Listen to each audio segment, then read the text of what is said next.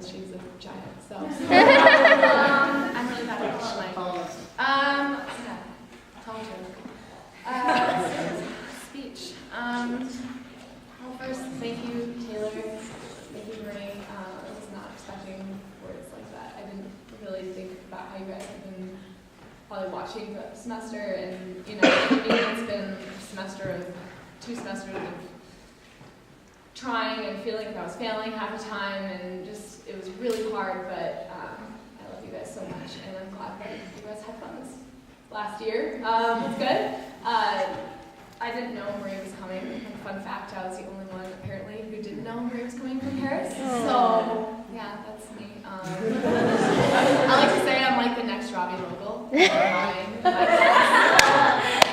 So maybe to a worse degree actually, but I couldn't have asked for a better present, even better than my family being here. I'm so glad we're here today. I love you.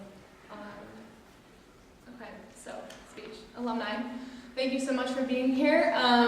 It is unreal to, like Matt said, I don't really want to repeat everything he said, but just to see your faces out there, it's the greatest feeling in the world. And if I didn't know how weird and fun and crazy you all are, it would be a lot scarier. Being right here. It's not really scary, but I mean, at least I know you guys are all nuts. Fun than I am. And I almost put a banana in my hair, so that anyways, I'd like to give a special shout out to the acoustic offspring in the audience. I think it's pretty amazing that you're out there, wherever you are. It's unreal that we are starting to create new acoustic babies. Please continue. Keep doing that. That's really awesome. And I'm so glad they're part of the family. Yeah.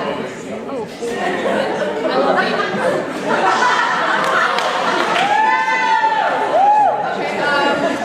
Huge shout out to my mom, dad, brothers and sisters, Tom, Mary, Kat, Rachel, Charlie. I love you guys so much. You guys couldn't be here today. I'm from Nebraska. It's weird and strange, but I'm with the family that needs to be here with me today, so that's okay. And then also I'd like to take a moment to thank probably the most important person these last 4 years, the biggest constant in my life this past 4 years. God, am I crying? I'm only in the first paragraph, guys.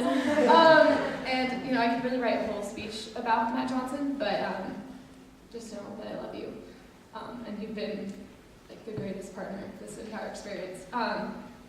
Okay. So for the past year, I was really constantly asking myself, when do I start writing this final show speech? How does one do this? It's my entire 4 years. How do you do that?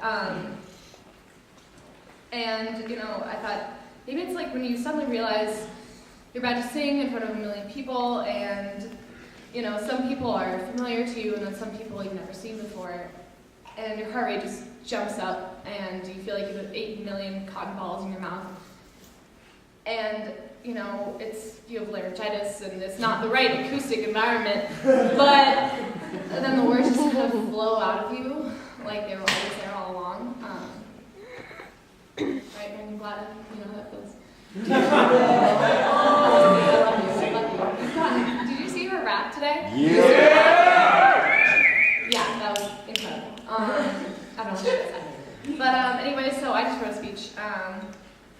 So there I was, alone with my pitch pipe and my computer, and my really buff green plastic alien friend sitting there with me. Yeah. And I heard night he will be here. And I looked at him, and he looked at me, and that was a moment that I realized, yes, I'm weird, but also, most people don't know what this feels like. Most people don't call home on a random weekend at the end of their freshman year and tell their mom that they had the best weekend of their entire life. And it was alumni weekend. Not Ireland Monday, alumni weekend. Most people don't have trouble reading their textbooks for class because they have zip-a-dippy-dam in their head. And I bet you that most people don't actually step their right foot into the middle of the circle when they're circling up with their friends. but I guess most people aren't as lucky as I've been.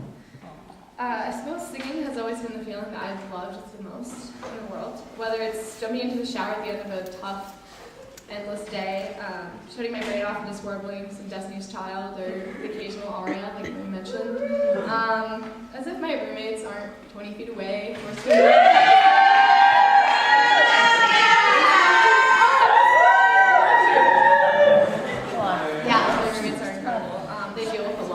Even this year, not having a voice, I've been like trying to shriek everything out, and it's really sweet that they don't complain. Or maybe it's racing up to lines to make it just in time for warm-ups, to sing with the people that are probably some of the kindest, most accepting people that I know at BC. Singing has always made me feel free. I guess I didn't allow myself to fully grasp until like, right now, today, probably, how desperately I've missed it for the past 16 months. Not only did going abroad mean missing my 3 incredible role models and soulmates, Michelle, aka Dream Team, Robbie the Vogelmeister, and Max, the drug rug, McGuire. The drug rug was weird. It's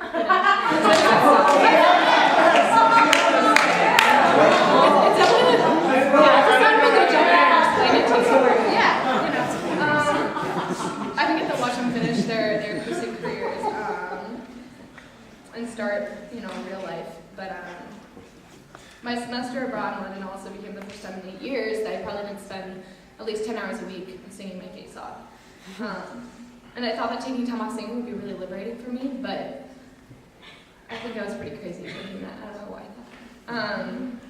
I wish someone had shaken some sense into me. But I stopped doing the thing I loved most, and then I lost my voice. It'll be back.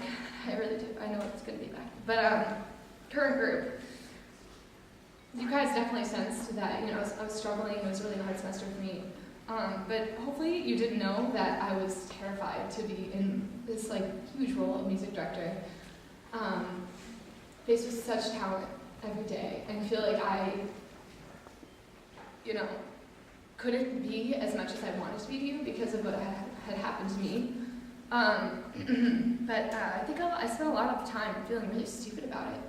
And I should just remind myself of the fact that you guys are all ridiculously loving, ridiculously warm-hearted, incredible people.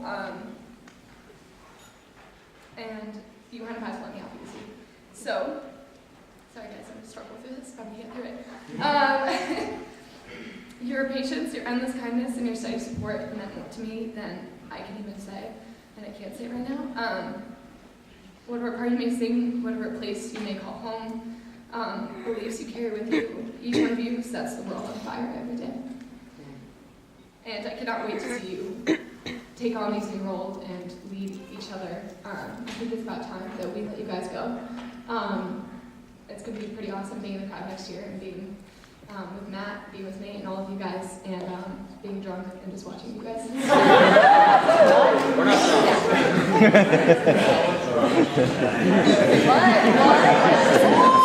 Okay.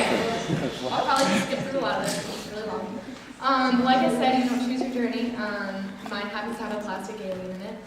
And I think that often the cruel irony of my losing my voice for the entirety of my role as music director was a challenge to finally listen and engage my ears in the pure beauty and awesomeness that is a cappella and is the acoustics.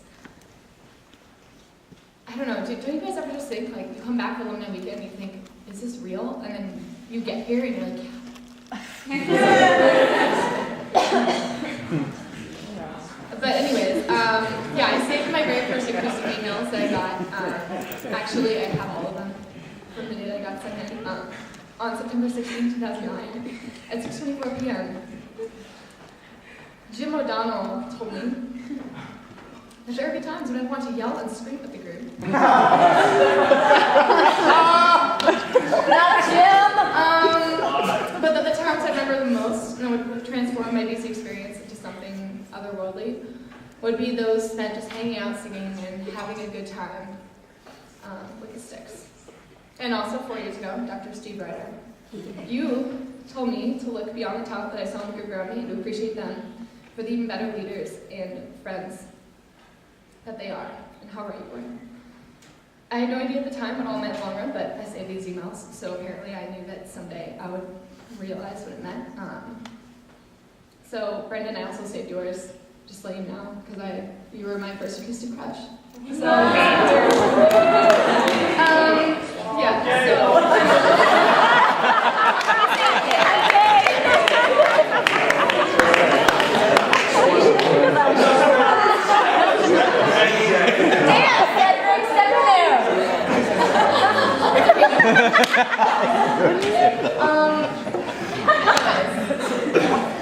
Just being here, singing or acting, doing whatever's on your mind, and not worrying about someone in the group, someone in the room loving you and asks less for it, and that's what being acoustic is all about. And for me, it's catching Julie's or Lauren's or Matt Johnson's eyes, as I think Matt Johnson and I caught each other's eyes for 4 years straight, singing in our clump, and knowing that you are so much happier just to be looking in their eyes at that minute. So, yeah, sorry, I'm like really nostalgic all of a sudden. I feel like I'm graduating. I think I'm going. But anyways, I've been thinking a lot about my freshman year. Thinking of the times, when rehearsal would be filled with Brendan scolding Michelle for operating on the Meyer time at all times. Me just baked brownies for Parsi. Or one time she just bought me cookie dough because I couldn't make practice in time to make to have the freshly baked cookies. So she saved some for me. I love you. And the sweet sounds of Griswold arrangements blasting through the poor walls of Line's second floor. I love you. And she arranged my song, and it's beautiful, so very excited. But anyways, I really missed you guys a lot. As much as it terrifies me to be leaving this side of the mic for the first and last time, I can't wait to be out there sharing the beauty of it all with you guys. So to everyone I've ever sung with, my seniors, I didn't mention you guys. That's from 2010. You taught me that individuality can never be overvalued. You showed me the modesty of being a part of something so much larger than my one voice. So thank you for consistently being my goofiest allies, the ones I seek out for a Robbie vocal where they hug when it feels like the force of the universe is against me. And thanks for some pretty cool college parties. I hate you, Michelle Meyer. May the Jaeger be with you, and happy 20th birthday.